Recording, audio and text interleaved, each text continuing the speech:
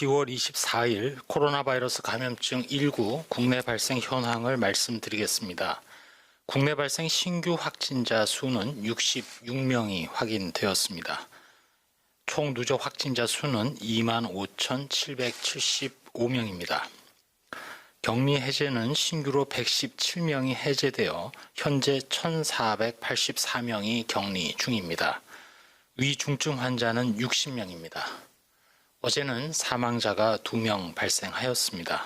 명복을 빌면서 유가족 분들께 애도의 말씀을 드립니다. 국내 주요 발생 현황을 오늘 12시 현재로 지역별로 설명드리겠습니다. 먼저 서울특별시입니다. 구로구 일가족과 관련해서 지난 10월 22일 첫 확진자 발생 후 12명이 추가되어 총 13명이 발견되었고, 강남 서초 지인 모임 관련해서 4명이 추가되어 총 29명의 환자가 발견되었습니다. 관악구 산모 스포렉스와 관련해서 조사 중 3명이 추가되어 누적해서 총 13명의 환자가 발견되었습니다. 다음으로 경기도입니다.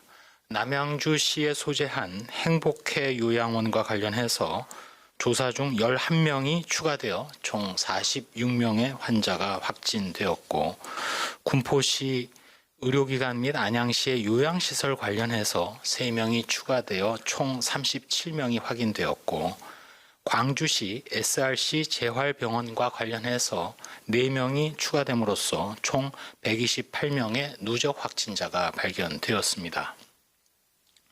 다음으로는 비수도권입니다. 부산광역시 금정구 평강의원 관련하여 1명이 추가 확진돼서 총 17명입니다. 대전 유성구 일가족 모임 관련하여 2명이 추가되어서 총 33명의 확진자가 발견되었습니다. 역시 대전의 충남대병원 관련해서 2명이 확진되어 총 6명입니다. 충남 천안 지인 모임 관련해서 2명이 추가되어 누적 확진자는 총 24명입니다. 중앙방역대책본부에서는 치료제와 관련해서 렘데시비르를 현재까지 총 63개 병원에 671명의 환자에게 공급하였습니다.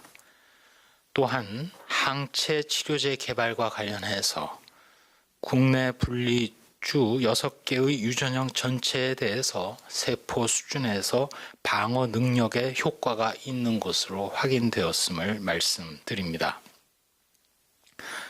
다음으로 생활방역과 관련된 사항입니다. 행정안전부에서 운영 중인 안전신문고에 신고된 사례를 소개해 드리겠습니다. 먼저 식당에서 명부 작성 그리고 체온 측정 및 거리 두기가 준수되지 않는 사례가 신고되었습니다. 다음으로는 종교시설에서 종교 행사 시 마스크를 착용하지 않았을 뿐만 아니라 행사 후에 음식물을 나눠 먹은 사항도 신고되었습니다.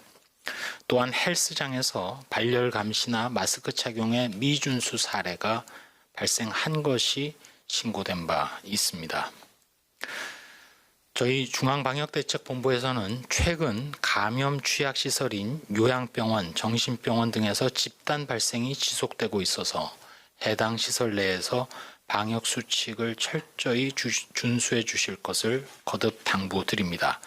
특히 시설 종사자들은 근무 중에 반드시 마스크를 바르게 착용하시고 손 씻기와 손 소독을 자주 하며 실내 환경 청소 소독 그리고 환기 유지에 주의를 기울여 주시기 바랍니다. 또한 의심 증상 발생 여부를 매일 확인해 주시고 증상이 확인되면 신속하게 코로나19 검사를 받으시기 바랍니다. 동시에 의심 증상 발생 시 즉각 업무를 중지해서 시설 내의 입소자나 동료들에게 전파되는 기회를 최소화하는 것이 매우 중요합니다. 또한 할로윈 데이와 관련해서도 한 말씀 드리겠습니다. 코로나19는 밀집, 밀폐, 밀접한 환경에서 어느 곳에서든지 발생할 수 있다는 점을 다시 강조드리면서 발열, 호흡기 증상 등이 있는 경우 참석하지 않아야 하며 많은 사람들이 모이는 행사나 또 다중이용시설에 대한 방문을 자제해 주시기 바랍니다. 불가피한 방문 시에도 되도록 짧은 시간 머무르고 모임 후에는 증상 여부를 관찰하고 증상이 나타나면 바로 검사를 받으셔야 합니다. 올바르게 마스크를 착용하고 2m 거리 두기를 준수하며 손 씻기 등 방역 수칙을 철저히 준수해 주시기 바랍니다. 또한 신체 접촉 또 침방울이 발생하는 행위, 즉 노래 부르기 등을 자제해 주시고 술잔이나 식기류 등 개별 사용, 음식 나눠 먹지 않기 등을 실천해 주시기 바랍니다. 또한 시설 관리자들은 반드시 방역 관리자를 지정하고 행사 장소 및 다중이용시설의 운영자들이 방문자와 종사자 체온 측정을 반드시 해 주셔야 되고 또 모든 분들이 거리 두기 등 방역 수칙을 지켜주실 것을 다시 한번 강조드립니다. 마지막으로 이번 주말을 맞아서 외부 모임을 최대한 자제해 주실 것, 그리고 가급적이면 가족과 함께 집에서 외출을 하시더라도 사람이 없는 한적한 장소에서 안전하고 건강하게 시간을 보내주실 것을 부탁드립니다. 한 말씀 드리도록 하겠습니다. 본격적으로 동절기가 다가오면서 우려하던 대로 북반구에서 특히 북미와 유럽을 중심으로 해서 지난번보다도 더 큰 코로나19 대유행이 세계적으로 가시화되고 있습니다. 국내 상황은 이와 비교할 바는 아니긴 합니다.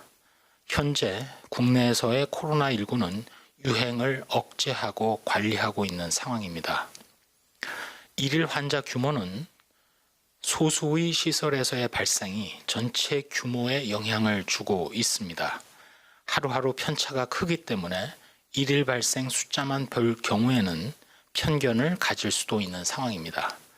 그러나 어쨌든 저희 방역 당국은 의료기관, 요양원 등에서 발생한다는 것 그 자체가 결국 중간고리에 해당하는 지역사회 통제가 아직은 부족하다는 의미이기 때문에 엄중하게 상황을 관리하겠습니다.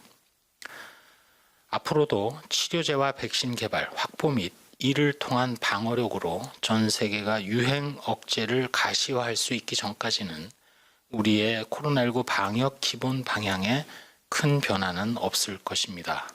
그 방향은 첫째, 고위험군으로 전파를 차단하되 조기 발견 적정 치료로 치명률을 낮추는 것입니다. 두 번째로 역학 추적조사, 선제검사, 감시 체계로 지역사회의 연결고리를 발굴, 제거하는 것입니다.